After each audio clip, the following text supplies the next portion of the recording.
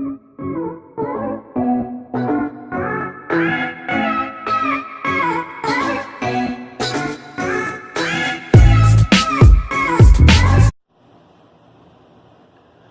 going on, everybody? So today on Tacticulos, it's raining, so we can't make a trip to the range. But what I do have is here in front of you guys. I don't know if y'all have introduced y'all to my 300 Blackout. This is the 16-inch Ceracoated and Stealth Bronze, the key mod set up here.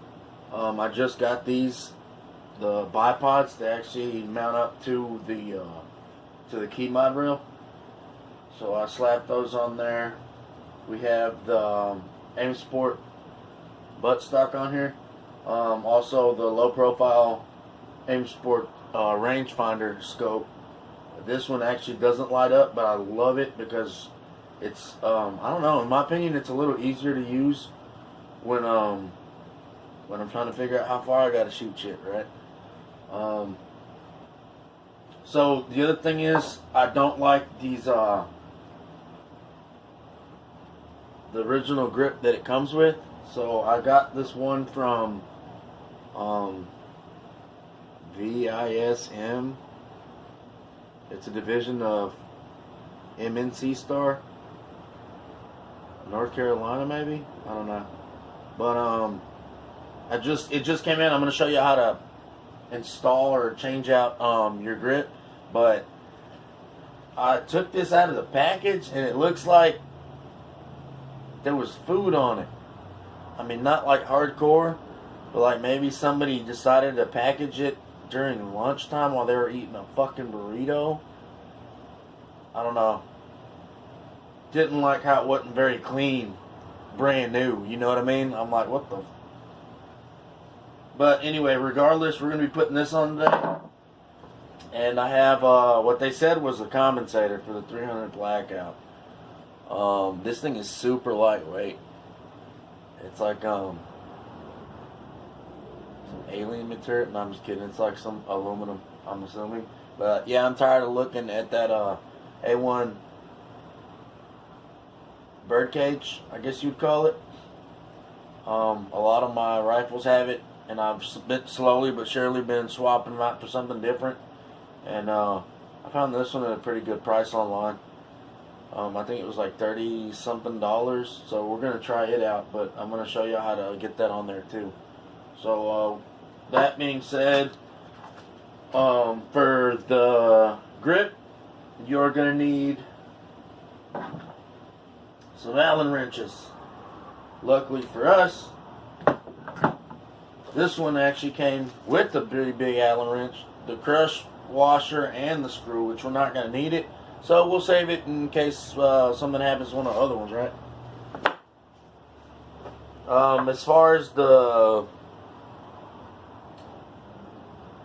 compensator going and the flash hider, I went through my wrenches and it seems like the only one I could get that will even come close to it, it was a 3/4 inch, and that is still kind of loose. So we broke out with the crescent wrench in case you do need it, because I'm not trying to strip anything out, right? So first things first, we are going to make sure the firearm visual check. She's empty. Oh yeah, the lower for this one is FMK Firearms. It's actually a polymer. It was the first polymer lower that I've ever purchased for one of my ARs, and I'm not too thrilled about it, but I mean, she's holding up. So until she goes out on me, we're going to keep using her.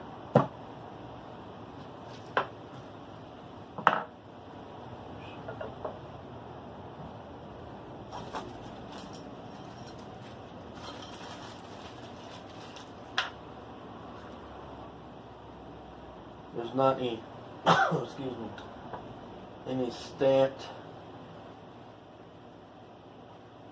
sizes on here.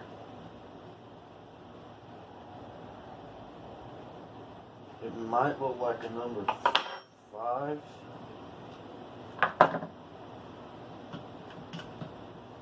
Yeah, I actually had to specifically go out and buy these Allen wrenches just for changing out pistol grips, because they are long. Like, you got to reach way down in there and break that screw loose.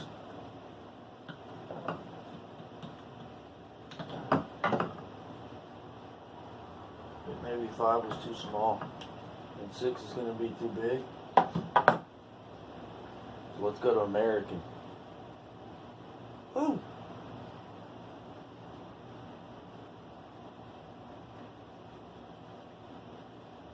The only reason why I'm digging through these is so you guys know what size that bolt is.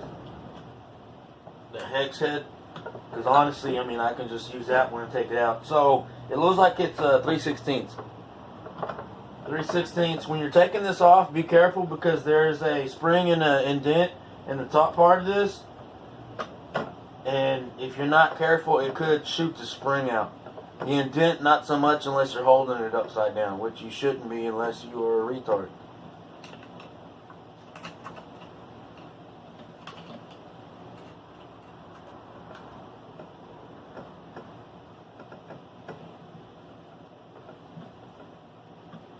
Oh yeah, y'all like this? Check that out. It's a Smith & Wesson. I got this bad boy. I get Optics Planet. They're having a sale. It came with like a flashlight for 20 bucks. So, I mean, yeah, it's not the best knife in the world. I mean, but it looks pretty cool. And it's got the Smith & Wesson logo on it.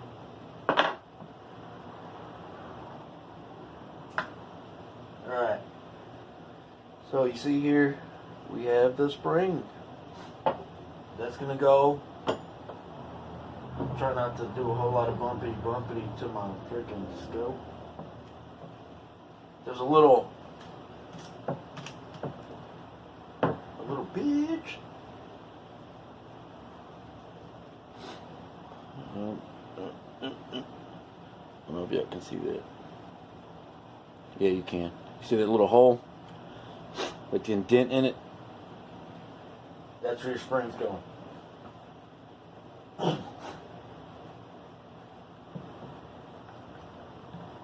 So you get the new one, the new grip. Make sure you don't lose your spring. And there's a hole for it. So before I do this, what I'm going to do is make sure that I'm not going to have any issues having to squeeze the grip into the area that it's got to slide into. They work really well most of the time if you slide it from the rear towards the bad end of the barrel, or the danger end of the barrel. If you try and push it in from the top, this one actually will work also if you slide in. I've had some that they didn't want to slide in from the top, and it's a lot more convenient for you to slide it in from the top because you've got this spring in here that you have to keep guided the entire way. And so when you're sliding it from the front, I mean, it's a little bit harder to keep that spring pressed in there and lock it into position when you're sliding it, right? So lucky for us, this grip actually will slide in from the top. So we'll slide it in. You'll notice that it's gonna, the spring is gonna try and push the grip back out.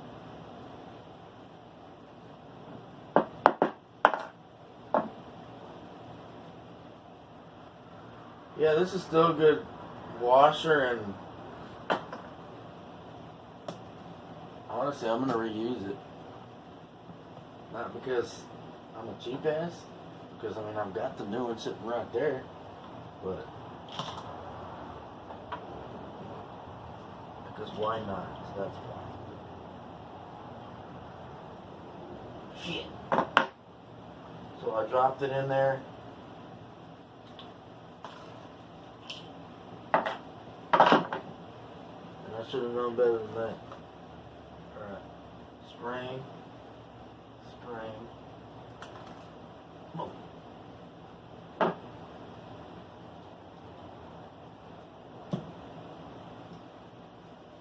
Make sure she's lined up. Yeah. So I'm going to guide the bolt end to the bottom of the grit with my finger so she is standing up.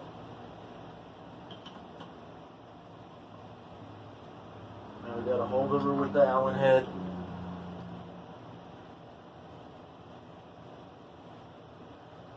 Get her started.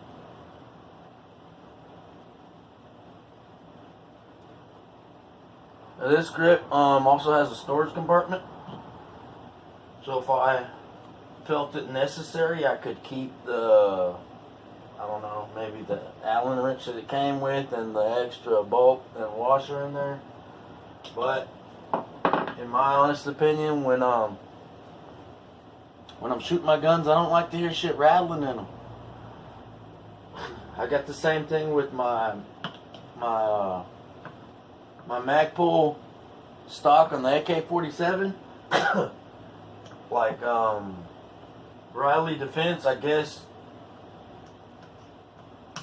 there's a storage compartment for it on the top part of that actual stock, and they left the Allen wrench in there, and I kept hearing this rattling every time I was shooting it, and I was thinking to myself, I was like, man, that shit doesn't sound good. It sounds like something's backing out of it.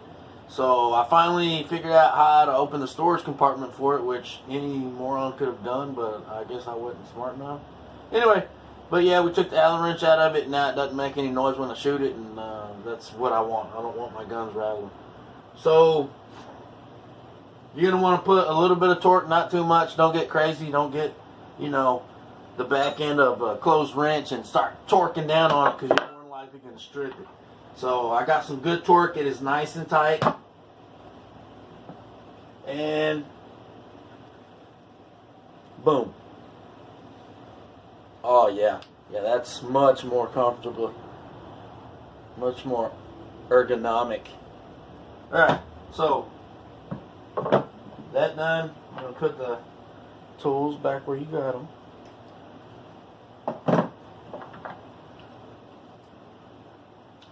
Set these to the side. We're done with these. Now we got the fun part of trying to get this muzzle brake off. Well, y'all saw that it was empty. There's nothing in the damn chamber. I'm going to get this freaking charging handle from rattling. Alright. So we've got the 3/4.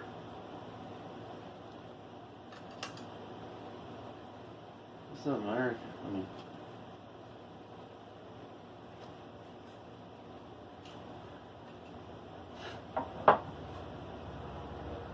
so with this being a 300 blackout, it's gonna be the barrel should be 5/8, but it shouldn't be a left-handed thread because it's not an AK-47, right? And I make mention of that because the AK-47 shoots a 7.62 by 39, and it's pretty much the same caliber as a 300 blackout. The only thing is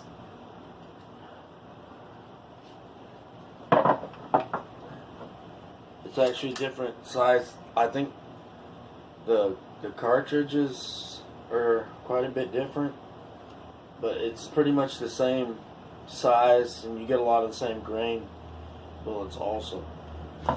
I'm trying to think if I immediately just want to. I can't.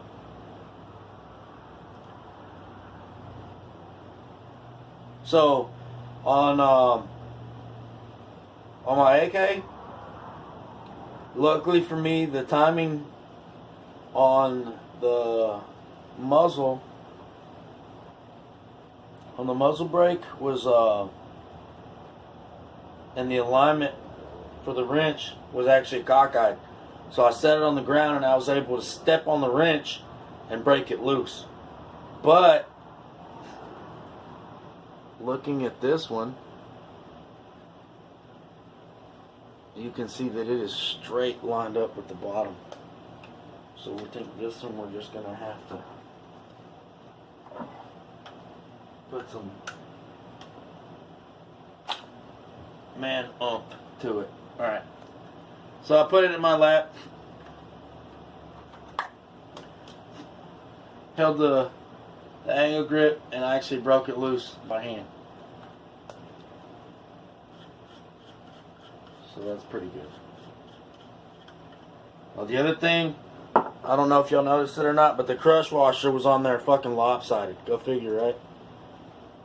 I don't know why I always have hell with these crush washers trying to get them back off.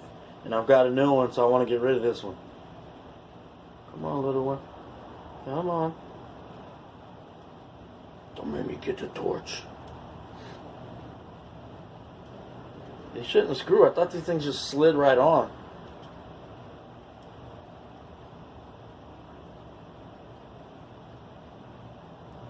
Yeah, I get nervous about it because if it gets in a bind and you try to start torquing on it, I feel like you're going to start damaging some threads. And that's the last thing I want to do is have to go find a tap right now. Or a die, excuse me.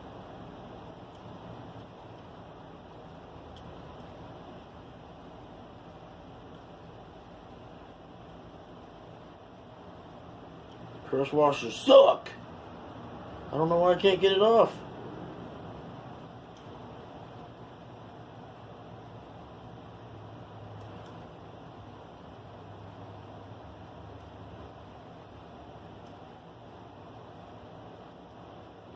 Maybe because it's crushed. That's why.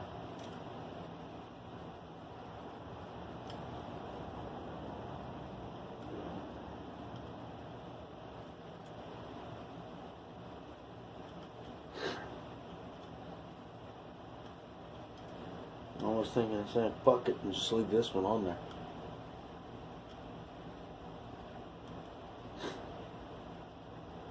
Come on, you piece of...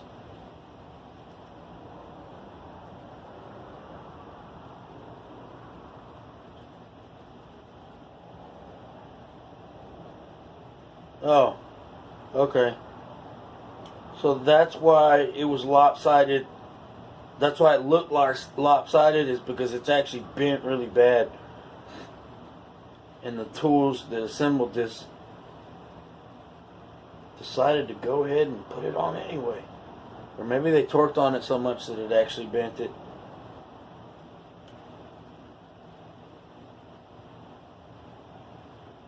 I've got some really big channel locks. Let me go grab them real quick and see if we can't straighten this out to pop it off. So, I know a lot of times y'all hear me, well, it's about so many yardage, you know what I mean? We're going to change that.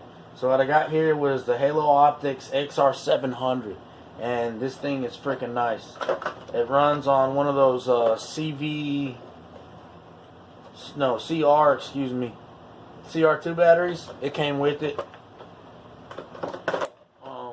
This one comes with the lens cleaner. You know, most any optics that you get comes with the freaking cleaner.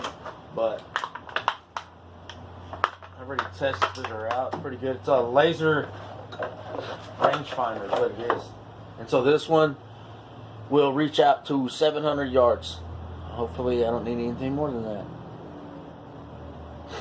Pretty nice. Comes with a little hand strap. Very easy to use. Got a zoom on it.